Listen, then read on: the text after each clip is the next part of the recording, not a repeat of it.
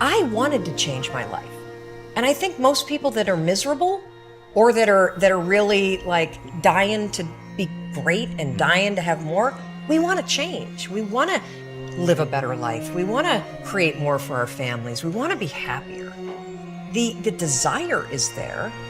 Again, it's about how do you go from knowledge to action. So the first thing in this story that's important is realizing that the answer was in me. And my mind was telling me, pay attention. It's your job to push yourself.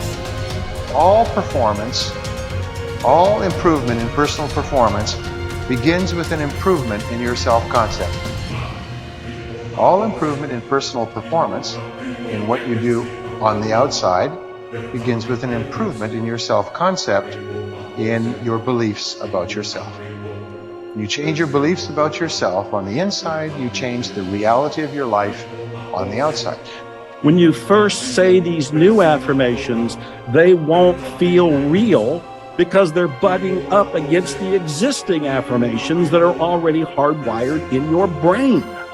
So what we have to remind ourselves is the way I got here is through the affirmations that were stated unconsciously. When I was homeless back in the 70s in Dallas and struggling, my affirmations were negations. It's like nothing's working out for me. It's me against the world. I felt totally alone. I was angry. And everything I repeated were affirmations of self-destruction. But I didn't know it. When we introduce new affirmations, we're going to feel like, oh, I'm just lying to myself. Of course you're lying to yourself. You're starting a new self-creation at this very point in time. As you keep repeating it, you'll get more comfortable with it. It'll rewire your brain, and it'll start to become the new truth. It'll become second nature to you, to the point where you don't think about it anymore, because now you have a new mindset. How did you get it? By creating a new habit, the habit of positive affirmations. And so as you begin to look at where you want to go, beginning to embrace that, it's possible. I'm blessed and highly favored. I've got a lot going for me. I got some good stuff in me.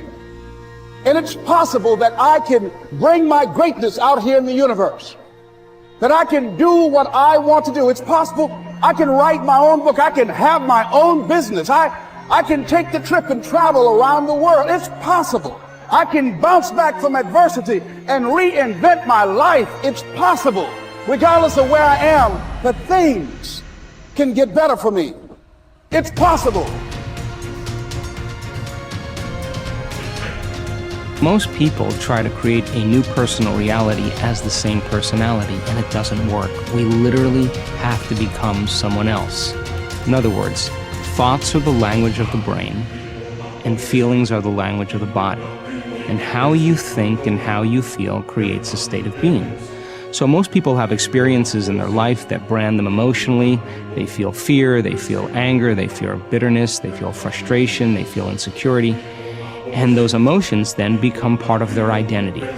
So once they think certain thoughts that turn on certain circuits in their brain that are equal to their insecurity, and then they feel insecure. The moment they feel insecure, they think more insecure thoughts, which makes more chemicals for them to feel insecure. And the repetition of that cycle over time conditions the body to subconsciously become the mind of insecurity. So then the person says, I am insecure. And whenever you say, I am anything, you're commanding your mind and body towards a destiny. So then most people's biology is, for the most part, their past. And so if you're not being defined by the vision of the future, some new possibility in your life, you're only left with the old circuitry in your brain and the old emotions of the past. So the question then is, can you believe in a future that you can't see or experience with your senses yet, but you've thought about enough times in your mind that your brain is literally changed to look like the experience has already occurred? Now, the latest research in neuroscience says you can change your brain just by thinking. So then, as you begin to think about a new possibility, and your brain begins to fire in new sequences and new patterns and new combinations, and you begin to plan your behaviors, and you begin to review in your mind, mentally rehearse who you're going to be in your life, The mere action of mental rehearsal begins to install the neurological circuits in your brain. Now your brain is no longer a record of the past. Now it's in fact a map to the future.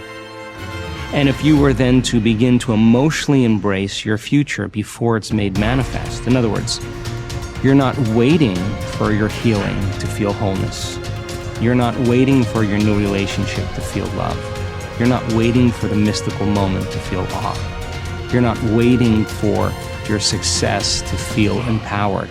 That's the old model of reality of cause and effect. Here's a big source of inspiration: beginning, getting started. Actually turning thought and the notes on the paper, the plans, actually now committing it to action, getting started. And beginning can be an incredible source of inspiration. Guess what you can say when you begin a change in your diet? Guess what you can say? I'm on a new track. I have carved out for myself a new beginning.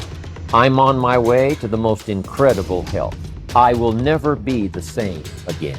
I'm leaving the old, undisciplined part of me. I'm leaving that behind. I'm a new person. I'm taking my first shake. I'm swallowing the first tablets. I made my first walk around the block that I'd thought about for so long and never did. I finally did it today. I've started. I have begun. That is an incredible source of inspiration. And that is to start, to begin. You cannot believe what can happen to your self-esteem. And many of you have already experienced it. I'm just asking you to begin something new in all the areas of your life. Maybe you've always thought about benevolence and you just haven't gotten started, or you haven't made the plans, or you haven't made the decision. I'm asking you to start taking that stuff now that's in your head, that imagination, which is very powerful, and it's a great source of inspiration in itself. But then I'm asking you then to decide, use that inspiration. Then I'm asking you to make plans, begin to make plans, use that inspiration. And then if you take that first step, it can be the first step of an incredible journey. Ralph Waldo Emerson believed that anyone who had put their heart and soul into their work and had done their very best could hold their head up high. Merely talking about it or only putting in a modicum of effort wasn't good enough in his mind. It was all or nothing. He believed that doing your best was an admirable quality, and that although you might not always be successful, knowing that you had done all you could was often all that mattered. At least you could look yourself in the eye.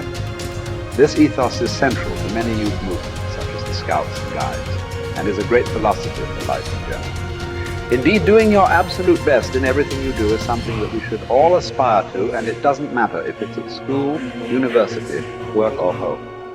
If you think about it, doing your best is also central to self-reliance, because it allows you not only to test your capabilities, but also helps you to learn and therefore extend them. It's only when you are at the edge of your ability that you can really test your mettle and see just how much you can depend on yourself. Only ever working inside your comfort zone, or doing just enough to get by, may be easy but is rarely rewarding. And it never allows you to develop into a fully rounded person or realize your full potential. One thing we can take away from our time at school is the way in which we were appraised. Although achievement was important, so was effort, and it was this that measured just how much of our heart and soul we put into our studies. We may not always have got the grades we wanted, but it showed that we had tried. I, for one, always knew what mattered when my report came home. Effort. It's a shame we don't have a similar measurement system at work, as this would allow organizations to identify the true stars who put their heart and soul into their work, and who therefore want the company to succeed. When you are working on your next task, give it your full concentration and really put the effort in to produce the best possible end result. Even if it doesn't lead to glittering success, you should be proud of yourself for doing your very best. No man fails who does his best,